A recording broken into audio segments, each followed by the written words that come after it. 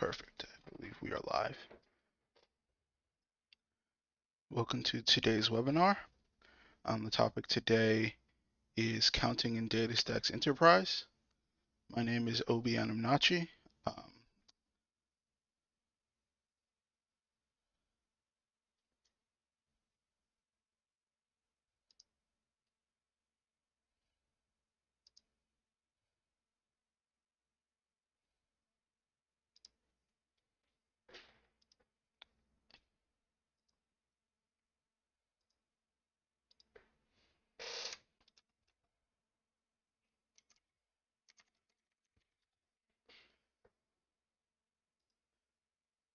Okay, sorry about that. Welcome again to today's webinar. My name is Anant. I'm a developer with Anant Corporation. Today we're going to be covering counting in Datastax Enterprise. If you have any questions during the duration of this presentation, put them in the chat. If you have questions watching this later on YouTube, you can put them in the comments. And either way, we'd appreciate it if you would like and subscribe to the channel. All right, so starting today with counting in Datastax Enterprise. First, what is Datastax Enterprise? So we're talking about DSE. It's a NoSQL database built on Cassandra, distributed system, stores data in a particular way that is determined by the basically a Cassandra sort of base protocol. Besides Apache Cassandra, you can bring up nodes with extra functionality, some of which we're going to be talking about today. It includes DSE Analytics, which includes basically Apache Spark, the ability to process data in a distributed manner using Spark, DSE Graph, which has functionality for graph processing, and DSE Search, which includes search functionality via Solr by using Lucerne indices.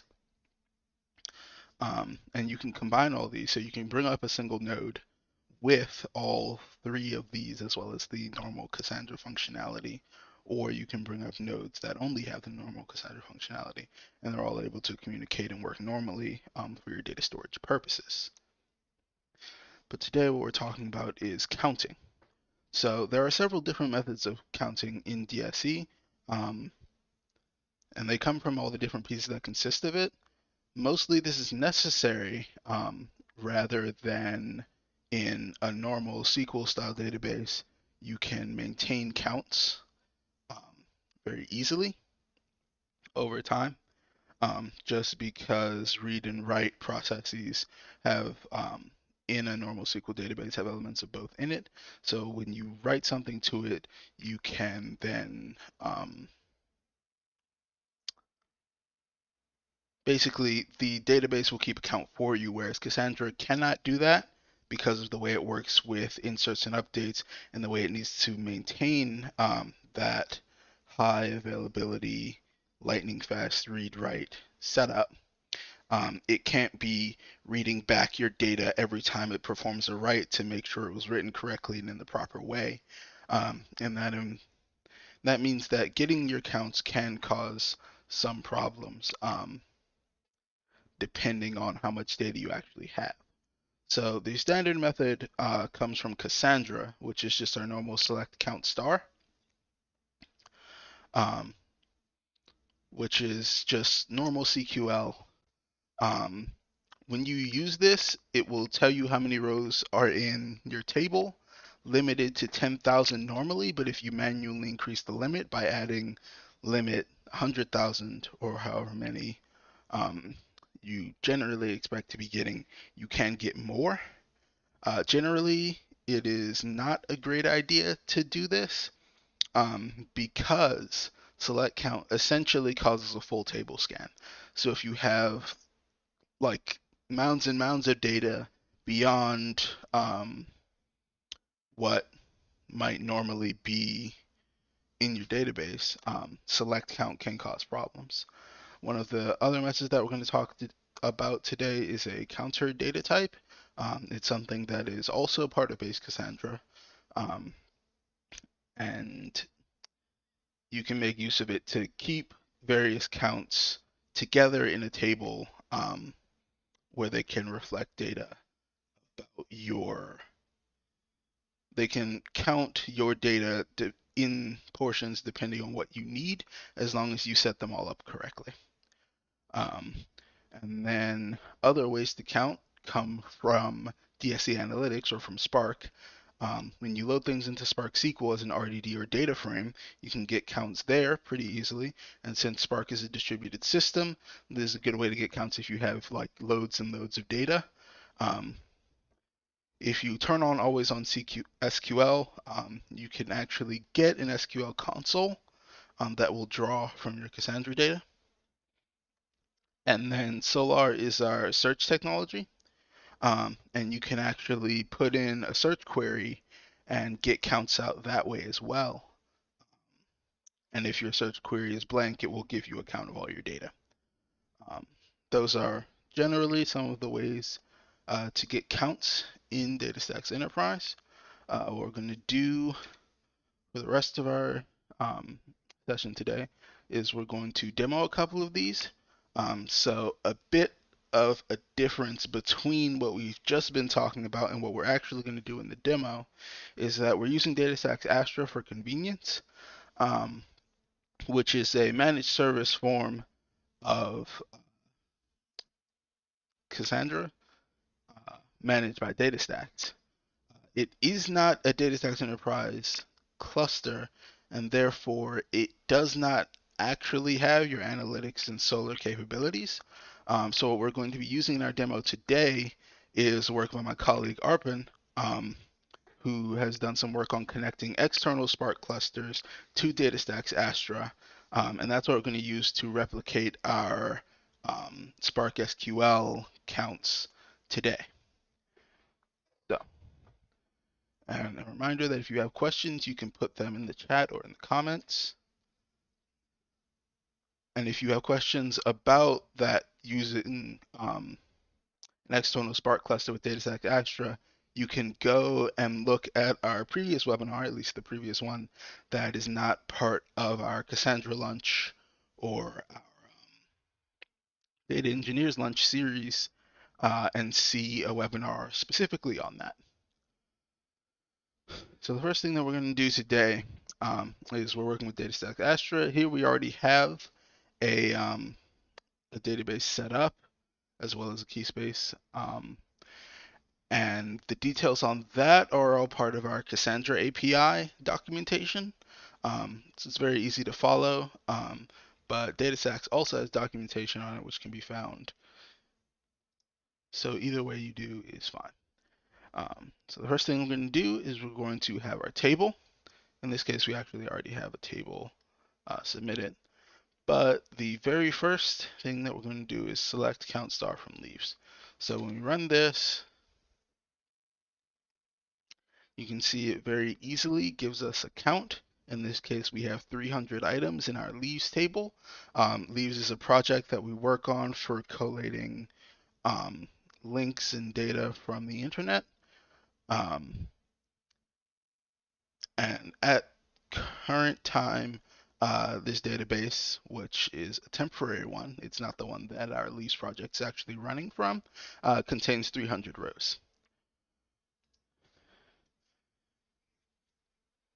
And that is the easy CQL way to get counts. But like I said, if you have loads and loads of data, this can take a long time and throw off your cluster, just because it essentially triggers a full table scan, and you don't really want that to happen. So instead, one of the things you can do is you can connect Apache Spark and Datastax Astra. And that is what we're doing here. We're actually using Gitpod today for this. Gitpod is an online IDE that comes with essentially each time you open Gitpod Workspace, it gives you a VM or a container to work inside of, which can be very convenient. It's based on Eclipse Thea, so you get a full IDE as well.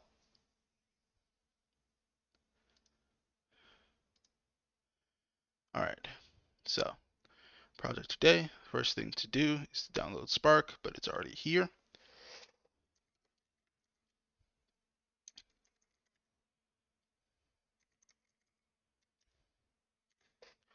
So we're going to move into the correct folder and start our Spark master.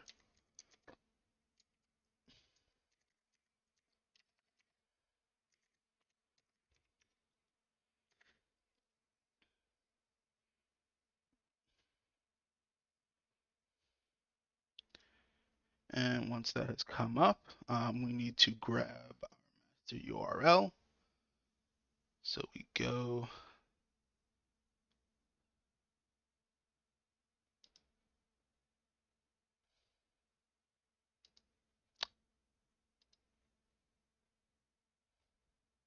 to the correct port here, and we grab our Spark master URL. We go back to the console, and we use it to bring up a worker node.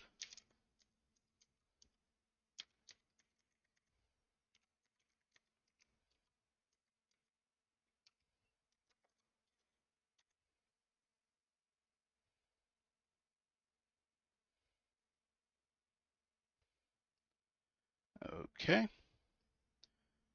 And once we have done that, we want to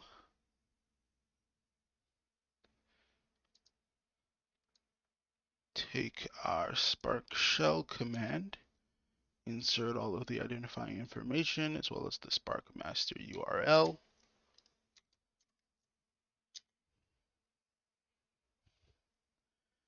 And run it. Wait until we get to the Spark shell.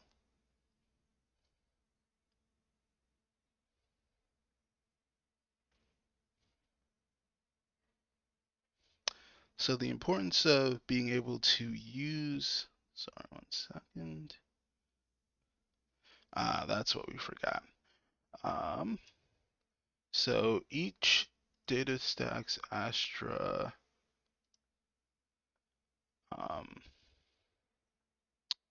requires you to authenticate when you're trying to connect. So you need to go and install your Secure Connect bundle. And in Gitpod, you can just copy it in.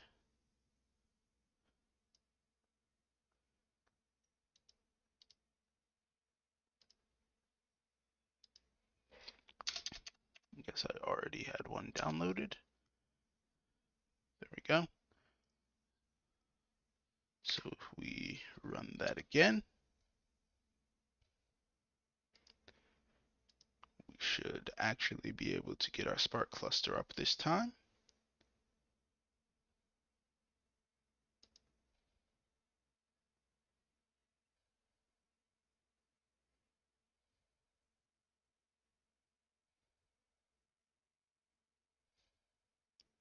And there we go. We brought up the Scala Spark cluster rather than the, Scala Spark shell rather than the Python Spark shell. And what we are going to do, first of all, is import the Cassandra connector.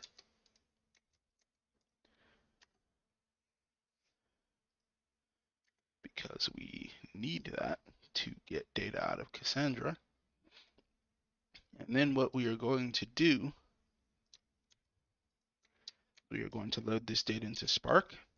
So a good thing about loading your data into, well, a good thing about using Datastax Enterprise is that your data is already distributed and Spark can work with that. But even when using an external Spark cluster, data loaded into it is still distributed. In this case, we're actually using the data frame API, which will distribute your data between clusters as well as run distributed code in between clusters using Spark Submit. But now that we have our data in, we can get count essentially just as easy as we could in normal CQL.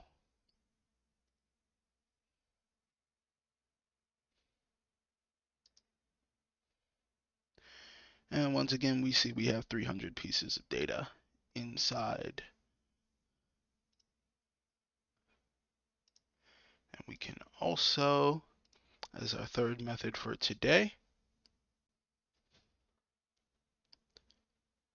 to talk about counters. So the counter data type is a bit weird in Cassandra in that counters are held sort of separate from other Cassandra data types. So it's, as you can see here, we're creating two tables. One is called leaves counted and the other is called leaves count. And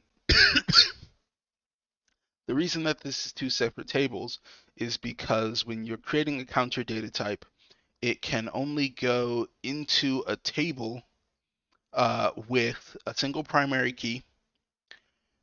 Well, not a single primary key. Your primary key can still be made of two or more fields, but it can only go into a table with the primary key and other data type. Other counters. So in this case, we only have the one, so it goes into its own table by itself. And essentially, what you want to do is you want to make sure that every time you're inserting new data into your table leaves counted, you increment your counter in leaves count. And one of the things that makes this difficult is because Cassandra, and also the reason that Cassandra can't really do this on its own, is that Cassandra does not treat inserts differently from updates. So insert into an update can both either create new rows in your Cassandra table or update a row that already exists in your Cassandra table. And telling the difference between those is not something Cassandra does natively, so it's something that you will have to keep track of as you are inserting data or updating your counters. Because And then one of the ways that I thought that you could use to ensure that they were always in lockstep would be to use batch processing, but Cassandra data, the counter data type is different here as well. So normal inserts, updates, deletes, any kind of additions to your Cassandra table can be made in a batch, and then they will either all succeed or all fail as a group. But counter data type updates, counters can only be updated, by the way. You cannot set the value of a counter in Cassandra. They start at 0. You can only increment and decrement them. So if you want to get back to where you just were, you need to decrement by the same amount you just incremented. And counters have to go in their own special batch statements. They cannot be put in batch statements with your normal inserts, updates, and deletes. So what we're going to do here is we're going to insert a single row and also increment our counter by 1. So this does involve more processing on your end, whatever app is uploading data into Cassandra. You need to know how many rows are actually ending up there and updating your counter. And one way that you could potentially make this easy, a way that you might want to use counters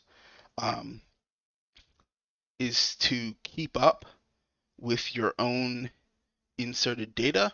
So calling select count star is fine occasionally, even if it does trigger a full table scan. But you don't want to be doing it all the time. So if you need counts all the time, one of the things you can do is forcefully sync your own counter data type up with your counts from your Cassandra table every so often, so that when you call counts, you can easily get the same amount of data. And you can also combine them. So if you are doing your counts like this, where every time you insert data, you update your counter, it can get off if you're also doing updates or if data is being deleted. So if every so often you have a client-side application that calls select count star and then fixes the data of your counter by incrementing or decrementing, because you cannot set a counter in Cassandra, remember. You can keep up with your count relatively well in real time and then also force it to be accurate so it doesn't drift over time. And now we can see when we select from our leaves count table, it tells us that we have one entry in the leaves counted table. And like I said, you would have to update this manually in order to keep track.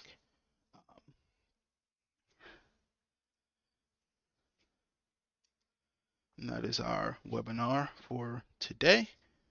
If you enjoyed it, like, share, subscribe. Um, if you would like to partner or work with us at Anant, we have our contact info here. And you can also find other resources looking at anant.us. Um, if there are no more questions,